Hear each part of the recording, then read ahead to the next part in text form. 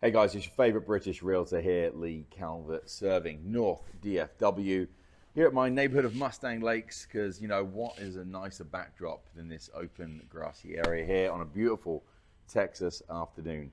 Coming to you today with 10 tips as sellers for things to consider when you're selling your house in presentation. So let's go through those now. One, lighting.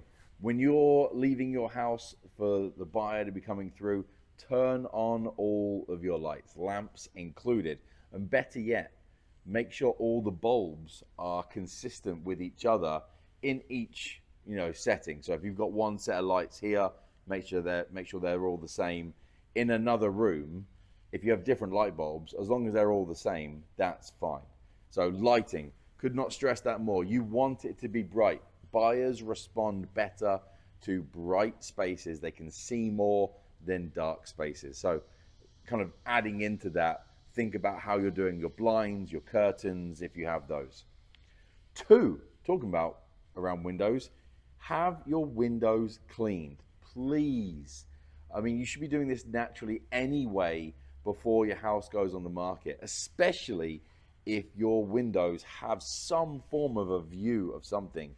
The way windows are looked after generally give a representation to how you as an owner have looked after your house, especially considering you're allowing a buyer to come in, trying to woo them to buy your house. You need to make sure the windows are cleaned inside and out. So please, that's number two, windows. Number three, toilet seats. I feel like this should be an easy one. I don't know why, but at least this might just be my preference. The lids, have them down. You don't need to have the lids up. For some reason, I keep going in houses and finding the lids up. Lids down. We don't need to see in. It's absolutely fine. It presents so much nicer with the lid down. If you've got lid covers, I don't mind them being on. I kind of like them without, but lids down. Let's do that. Make sure that if there is, if the lid is up, make sure everything is super clean inside. They should always be clean. Number four, shoes. If you have lots of shoes or even a few shoes, make sure they're set up in a nice organized way or tidied or cleared. Make sure no hallways or there's any like walkways are cluttered with shoes. Such an easy one to do, but just be mindful of that around door entries through the back door, the front door, maybe one pair to give an example of what you use that space for, but shoes, clear them away. If you're in the closet, try to organize them. Don't have them piled up, to a degree. I mean, we all live in these houses still if you're occupying it. But if you've got like 100 pairs of shoes and you simply can't organize it, do your best. Number five, big one, pet stuff. Food bowls, drink bowls, dog beds, crates, anything like that. Clear as much as you can that's reasonably able to be done for every showing. Put them in the garage, store them in the car, put them somewhere where they're not in the space. You might love pets. I love pets. I've actually got a dog just sitting down here right now. People that are buying your house might not like pets, and if they see pets, all of a sudden they start triggering, is there pet pee somewhere? Is there pet damage somewhere?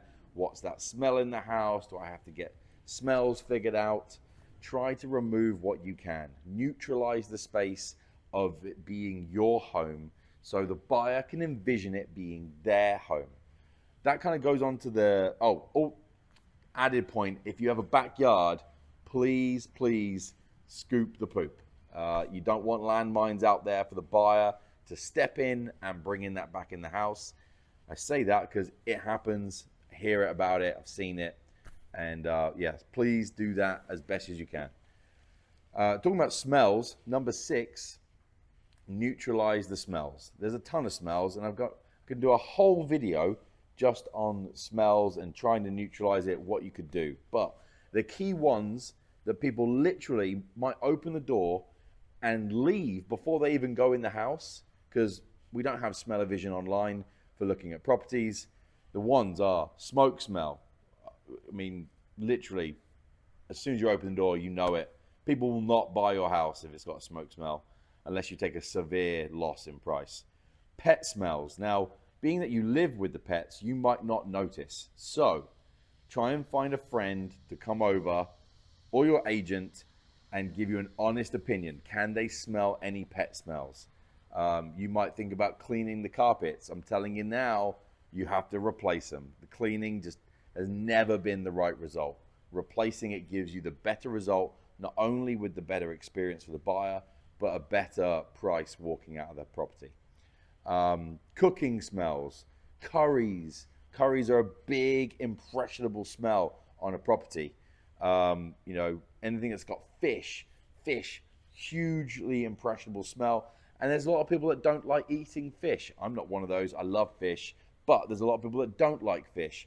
You have to neutralize these smells for when you are showing your property. Even if you're living there, find a way to reduce it, because you want the buyer not to walk into your house going, yep, this is somebody's house and I'm not envisioning it being my house.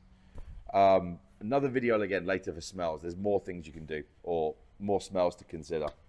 Laundry, put the laundry away. Laundry does not need to be out. Make sure your beds are all made. Easy one, tying that in with laundry. Number 8, valuables. Please hide your valuables away. Anything that's pinchable. Gosh, I've seen jewelry out, money just loosely out, weapons have been out, adult goods have been out. Make sure these things are tucked away and not on display or easily grabbable. Please be mindful of that as well. Number 9, simple one, as long as they run, move the cars off the driveway. Make sure they're clear. Don't leave a car on the driveway for showings. Not that we expect the buyer to pull up on the driveway. Usually they pull up along the side of the house on the road. But again, if a car is on the driveway, it might trigger, is the owner home? Is a tenant home? Is there somebody else showing the property? And it creates a little bit of hesitancy, and hopefully they still go and see the property, but just play safe. Get the cars off the driveway. 10, last one, and I feel like this is well known because most sellers actually kind of talk about this in their, you know, do we have to do this? You know, I think we have to do these things. Do not overly personalize the house with pictures or your beliefs, right? And it could be political beliefs, religious beliefs, sporting beliefs. Sporting's not too bad, but you know, there are certain things not everyone agrees with, and you want to, again, make sure someone comes into their house without this preconception idea of who you are. Their brain needs to be remaining on the space, the use of the space, logistics. They don't need those other influences. Personal pictures. Maybe you had a wonderful wedding day. We don't need a wall of 9 to 12 pictures of your wedding on that day. Or perhaps you've done a family photo session or a yearly family photo session. Those are great. They're really great. But again, we want to reduce the feeling of it being somebody else's home for the buyer. Anyway, 10 tips. Highly recommend discussing those with your agent. If you don't have an agent, maybe you should think about getting one. If you need one, let me know. I've got a wonderful set of people throughout the country. So if you head to leigcalverttx.com, you can see those. There's a referral form on there. Let me know where you're needing service, and I will hook you up with a great agent. We get wonderful reviews on the people that we connect everyone to, and we'd love to help you out with you if you're not in our area. Anyway, thank you for watching. Let me know about the tips. Let me know if you've got any others that you think are mandatory for a seller to consider. Maybe you're a buyer and you've had some pet peeves of when you've gone through a property. Let me know what those are so I can relay that. But anyway, 10 tips for you sellers that you might not have considered or were not informed. Thanks again for watching. Follow along, subscribe. We've got more videos coming up. Take care.